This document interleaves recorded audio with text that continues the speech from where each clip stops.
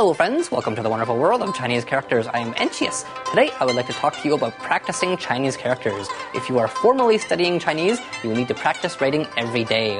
Whenever you learn a new character, you'll have to write it out repeatedly.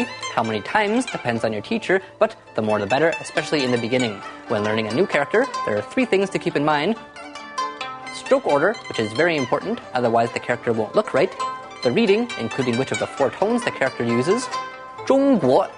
If you remember it wrong, people won't be able to understand you, or they will misunderstand you.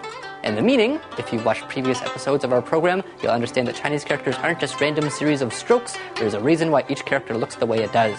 If you know all the important radicals and remember characters according to their meanings, you'll find Chinese characters much easier and much more enjoyable to study.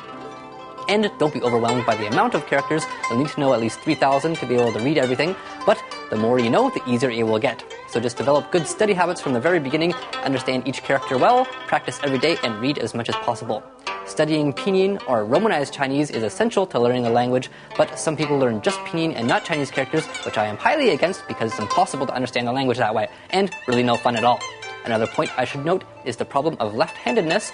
Normally this wouldn't be a problem, since if you write English with either hand it looks pretty much the same, but Chinese characters have more complex strokes and just don't look right if written with your left hand.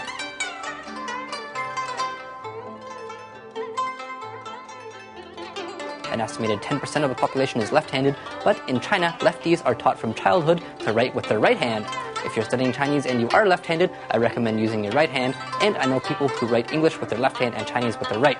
Well, that's all for today. So if you're learning how to write Chinese, my advice is to practice reading and writing as much as possible and understand why each character looks the way it does to make it easier to remember. Okay, see you next time, friends!